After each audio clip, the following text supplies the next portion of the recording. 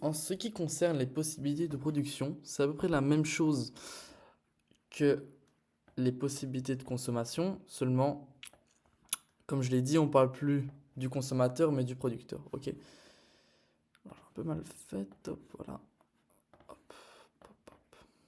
Alors, voilà, je ne l'ai pas déjà montré, je vais mieux le montrer, c'est très important.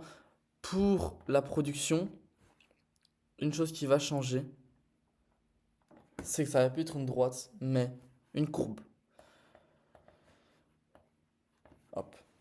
Donc, la pente, pour calculer le coût d'opportunité, elle ne sera pas la même partout, hein.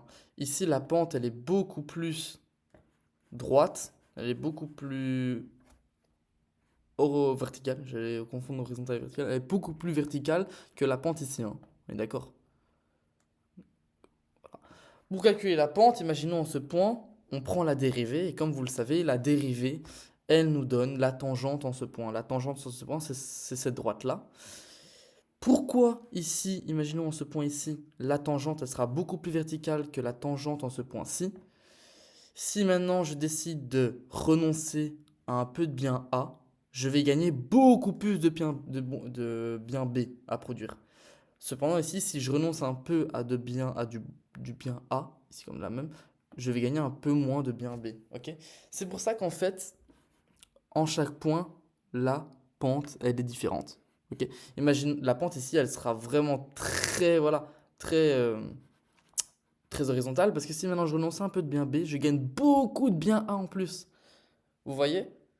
Donc plus je descends, plus la pente, elle est verticale. Plus je suis en haut, plus elle est horizontale, plus elle est en bas, elle est verticale. Ici, si maintenant je renonce un peu à du bien A, ici, dans ce point-là, si je renonce un peu à du bien A, comme ça, je vais gagner vraiment pas beaucoup de A en plus. Ok? Je vais gagner vraiment une mini quantité. Alors que si maintenant je renonce un peu ici, je vais gagner beaucoup plus de A. Vous voyez? Donc en fait, cette pente, imaginons que je prends. hmm, Imaginons que le B c'est des canons. Canon, c'est égal en fait. Non, non, non, non. Imaginons en fait que A ce soit des canons. A, eh bien, canon, mais A, c'est une fonction. Donc c'est en fait c'est l'image de B, B qui sera du beurre. Ouais, canon et beurre, je sais, mais voilà.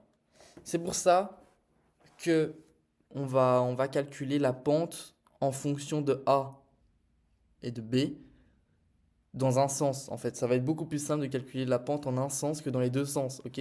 Donc on va calculer à chaque fois qu'est-ce que ça fait de enlever du B en moins et pas du A en moins. Ça sera beaucoup plus simple, ok? Donc si maintenant ici j'enlève du B en moins, je gagne beaucoup de A en plus. Si ici j'enlève du B en moins, je gagne vraiment pas beaucoup de A en plus. Si maintenant au milieu j'enlève du B, je gagne un peu, mais pas beaucoup. Et donc au-dessus, elle est horizontale, plus je descends, plus elle est verticale. Donc plus elle est verticale, plus mon rendement est décroissant. Plus je suis en haut, plus mon rendement est croissant. Ça va? Euh, Ça, c'était pour les possibilités de production. C'est un peu plus compliqué, évidemment, mais dans l'ensemble, ça va. Franchement, ça va. Il suffit d'avoir le petit tic, le petit je comprends d'un coup. Et donc cette pente, elle va s'appeler le taux marginal de transformation. Ça va? Donc qu'est-ce que ça me coûte en plus? Qu'est-ce que ça va me produire en plus de baisser du baisser du B. Donc si je baisse du B, comme je vous l'ai montré, ça s'appellera le taux marginal de transformation, TMT. Maintenant, une question très importante, c'est pourquoi?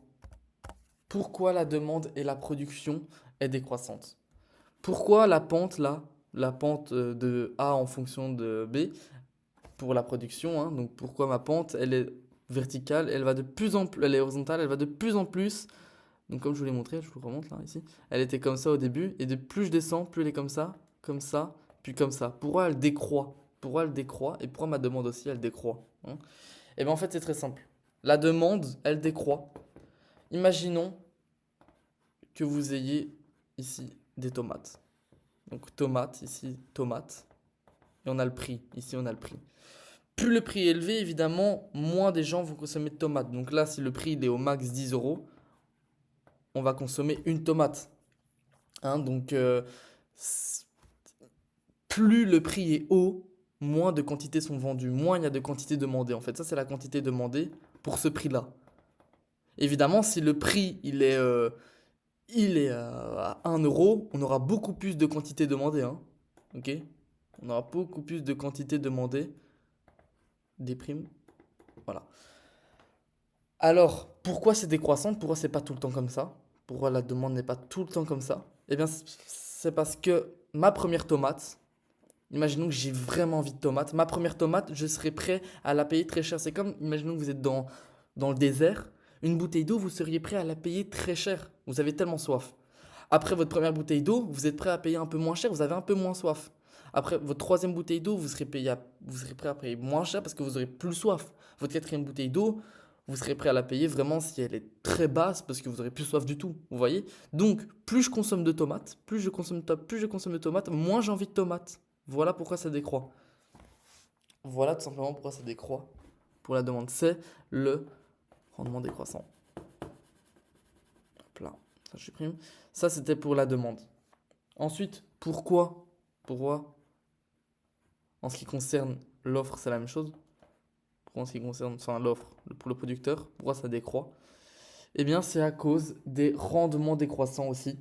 La loi des rendements décroissants, en fait, elle nous dit que pour produire une quantité d'un bien en plus, il faut des ressources additionnelles en plus. Voilà pourquoi j'ai pris l'exemple du pétrole. Au début, le pétrole, hein, a un prix, on va prendre ici, hein, ça sera le prix, la quantité. Plus le prix du pétrole est haut, on va changer en fait.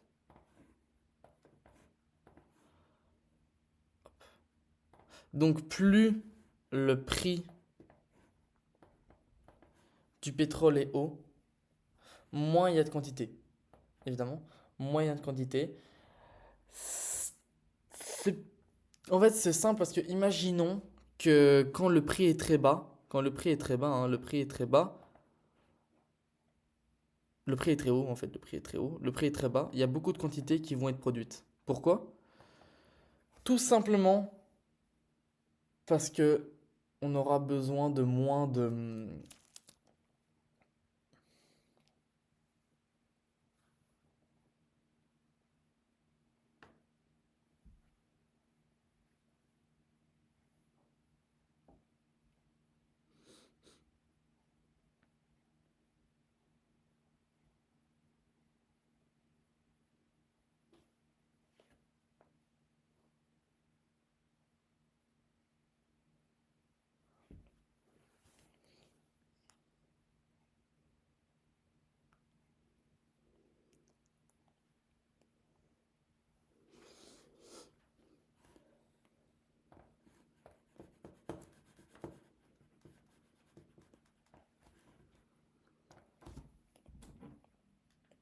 Donc pourquoi notre donc là maintenant on va parler de l'offre, enfin du producteur.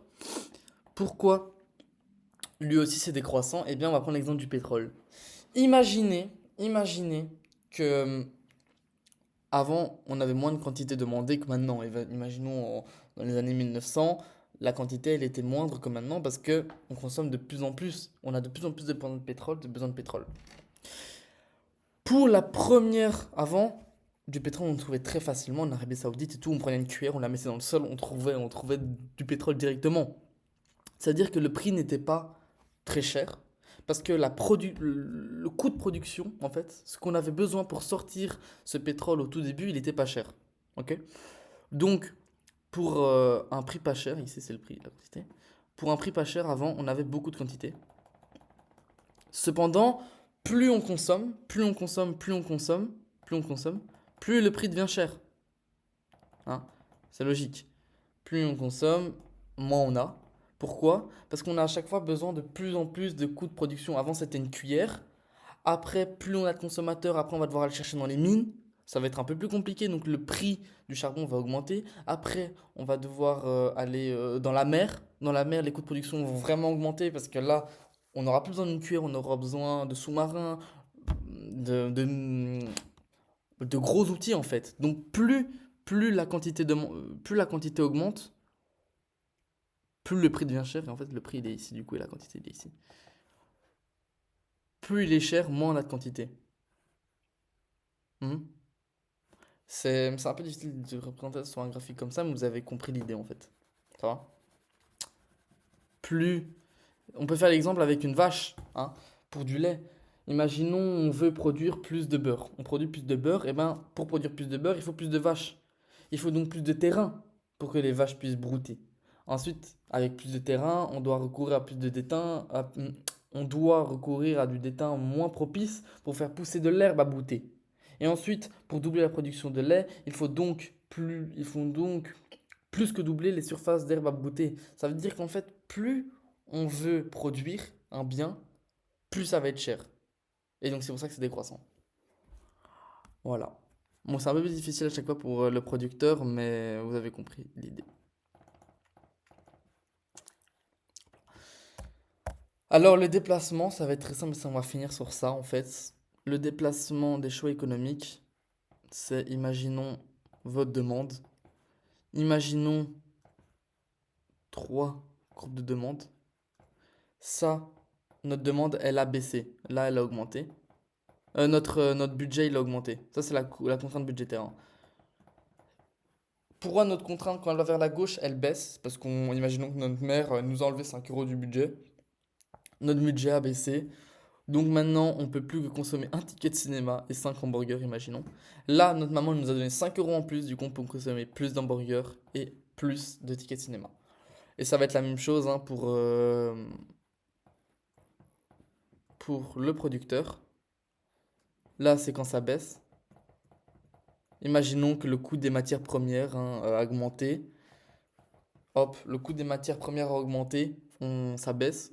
Imaginons que le coût des matières premières a baissé, notre contrainte budgétaire, elle va augmenter pour les producteurs, ils pourront produire plus. Ou imaginons qu'une nouvelle technologie apparaît, du coup les coûts de production vont baisser, hop, ça va aussi augmenter. Tout simplement. Donc ça c'est très simple, hein. Voilà, on en a fini aujourd'hui pour en ce qui concerne les choix économiques, possibilités économiques. Donc c'est vraiment pas compliqué. C'est ma première vidéo, donc j'ai peut-être pu parfois mal m'exprimer, j'en sais rien. Vous me direz dans les commentaires si on a. Et voilà, c'est tout. On a fini à propos de ce sujet. J'espère que vous aurez bien aimé et que vous auriez tout compris. Que vous aurez tout compris. Si vous n'avez pas compris, vous me dites et je vous expliquerai. La prochaine vidéo parlera de l'offre et la demande. Au revoir.